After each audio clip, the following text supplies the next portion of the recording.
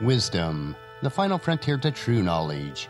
Welcome to Wisdom Trek, where our mission is to create a legacy of wisdom, to seek out discernment and insights, to boldly grow where few have chosen to grow before.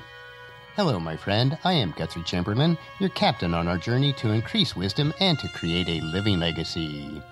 Thank you for joining us today as we explore wisdom on our second millennium podcast. This is day 1003 of our trek, and it is time for Philosophy Friday. Each Friday, we will ponder some of the basic truths and mysteries of life and how they can impact us in creating our living legacy. As we continue on this trek called life, sometimes we have questions about life. So our Friday trek is a time where we can Ask Gramps. Gramps will answer questions that you might like to ask your dad or granddad, but for whatever reason, this is not possible. No matter how old we are, I know that all of us would like the opportunity to ask Dad or Gramps questions about many areas of life. Understanding ourselves better and how others interpret life through their paradigm will allow us to interact with each other with more love and compassion. This can be achieved by utilizing a profound tool called the Enneagram. The tool that we refer to as the Enneagram is a circle with 9 interconnected points. Ennea refers to 9, and gram refers to a drawing. Check out today or prior week's Wisdom Journal for a representation of it. I have also included in today's Wisdom Journal a copy of The Enneagram at a Glance, which was compiled by Suzanne H. Eller. If you'd like a PDF copy of this, click on the link in today's Wisdom Journal, located on our website at wisdom-trek.com. For additional insight, I would also recommend the book called The Road Back to You, written by Ian Morgan Cron and Suzanne Stabile. It is an excellent book about the Enneagram journey to self-discovery from a Christian perspective. We have concluded our deep dive into the 9 personality types, which are the reformer, the helper, the achiever, the individualist, the investigator, the loyalist, the enthusiast, the challenger, and the peacemaker. Last week, we began a series of episodes on the type combinations. What are the potential relationship benefits and issues with each combination? Covering all the 45 different potential type combinations will take us several weeks, but will be very valuable in understanding each other, regardless of what type you are and what type those whom you interact with each day. Since we are exploring the Enneagram in detail, I would also recommend reading the Wisdom Journal each Friday to see the diagrams presented each week. As helpful as the Enneagram is, though, keep in mind it is still only a tool and cannot replace or usurp the precepts that are found in God's Word. We are responsible for all the decisions and actions that we make in life, and those decisions and actions must be in harmony with God's precepts. So the question for the next several weeks will be, Hey Gramps, why do people act or react to situations and circumstances in life so differently? How can I gain wisdom to better understand myself and others so that I can love, serve, and minister to them on a deeper level? So today let's continue the Enneagram type combinations.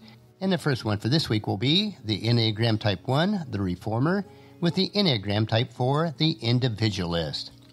What each type brings to a relationship. Enneagram 1s and 4s have an intense mutual interest to bring something good and beautiful into the world. Both are idealistic and concerned with getting it right in their work and self-expressions. Both see how things could be, how a project could become an expression of an ideal form if all went well. By working together, something universal and transcendent could result in their work and in their relationship itself. Ones bring a desire for objectivity, truth, value, and reason to a relationship. They offer self-discipline, good work habits, and regularity to a relationship. Ones are conscientious and will sublimate themselves and their personal needs for the greater good, including the shared vision and goals that they feel would be the core of a relationship itself. Ones can act as valuable sounding boards for 4s, offering advice and wisdoms when 4s get confused about the multitude of their feelings and their self-doubts. 4s bring creativity, intense feelings, sensuality, spontaneity, inspiration, and the ability to tap into their dreams, their unconscious, and other universal forces. Their expressiveness and emotionality can be a welcome counterbalance to the one's typical formality and sense of order and reason. 4s give one's permission to explore and express a full range of one's feelings and passions. Ones help 4s actualize their dreams by supporting creativity with healthy self-discipline and appropriate structure. In general, ones bring self-restraint to a relationship, which may act as a model for the fours, who tend to be unregulated. Both types have a taste for refinement, beauty, and the cultivation of the arts, and if both appreciate what the other offers, they can make a long-lasting, productive teams that helps the balance and limitations of the others while bringing out qualities that each other's lacks, one of the primary functions of all good relationships. But what are some of the potential trouble spots or issues between ones and fours? A relationship between ones and fours can sometimes be like mixing oil and water. They tend to separate quickly because they see things from opposite points of views. Ones think that they are almost always sensible and objective, while fours do not try to be objective. They want to see things from the subjective, personal side. While both brings a kind of idealism to their relationship, it is usually idealism applied to different things. Ones will be idealistic about social causes, morality, politics, and global issues, while fours are idealistic, even perfectionistic, about aspects of their personal lives, their lifestyles, their mates, and their choice of work. Both can reinforce each other's sense of superiority, leading to elitism and snobbery toward others. Both can become disdainful and condescending toward those who have less breeding, taste, or sense of refinement, and the habit of being disappointed in others can be turned against each other as well. Both types are ironically highly aware of their impulses, their sensuality, their longings, and frustrations, but they both attempt to handle these issues by diametrically different ways. Thus, one of the biggest conflict between ones and fours is self-discipline versus self-indulgence, between personal and emotional impulses, either being acted out, such as in fours, or being suppressed, such as in ones. Ones begin to see fours as hopelessly emotional, self-absorbed, and self-indulgent, while fours begin to see ones as insufferably rigid, judgmental, and cold. Fours can become angry, critical, intolerant, and self-righteous as low-functioning ones, and ones can become melancholy, self-pitying, alienated, and depressed as low-functioning fours. In short, ones and fours may end up being disaffected with each other for being the way that they are. They are not the imagined ideal. Both can be unforgiving, keeping scores and remembering long past hurts. The relationship can deteriorate into bitter frustration with each other and end as a result of rancorous arguments. Let's move on to the next type combination, the Enneagram Type 1, the reformer, with the Enneagram Type 5, the investigator. What each type brings to the relationship. Enneagram 1s and 5s are alike in many ways, particularly in their reticence to show emotion directly and in their identification with their minds. Both see themselves as fact-oriented, although 5s are more purely mental, while 1s like to have ideas and philosophies to have a practical ramification. Both bring to the relationship a desire to be objective. They both want to avoid falling into sentimentality, or to allow their feelings to cloud their mental clarity.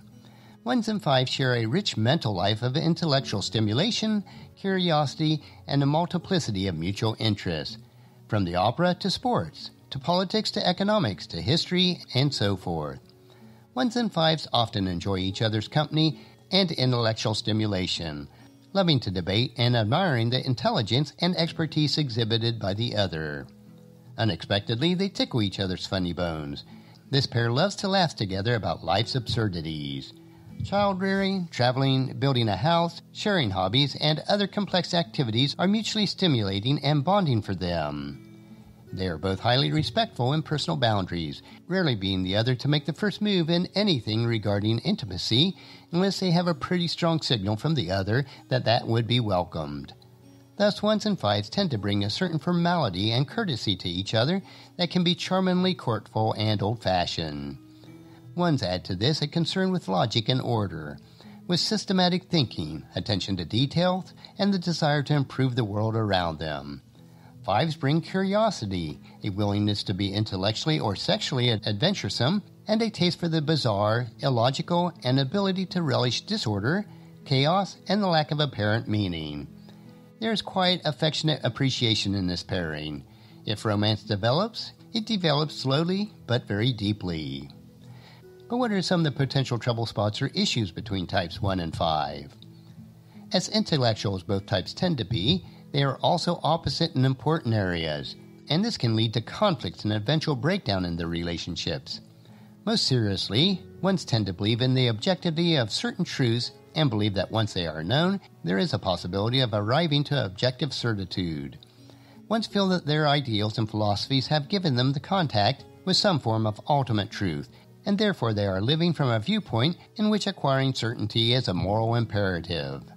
Fives, on the other hand, feel that there is no such thing as objective truth, merely possible interpretations of what seems to be objective reality. We may come to some degree of consensus, but that does not necessarily mean that our consensus reflects anything completely objective. It just means that we choose to think in the same way. Fives are thus skeptical and debunkers of certitude. They love to debate and deflate ironclad philosophies and self-righteously held positions wherever they find them. Thus, less healthy ones can drift into various forms of fundamentalism, while fives become the provocative nihilists, believing that there is no truth. In a relationship, both types find it is very difficult to change their basic philosophies of life, and they both find it difficult to respect anyone who believes the opposite of them.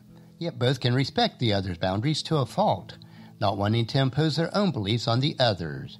The relationship can, thus, become cool and distant, impersonal and analytic, tinged with resignation and cynicism.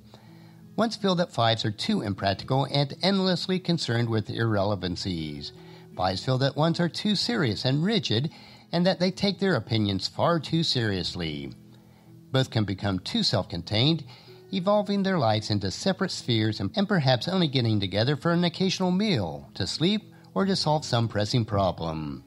Coldness and isolation can take over and may last for years, without either of them realizing it very clearly, much less feeling that either of them can do much about it.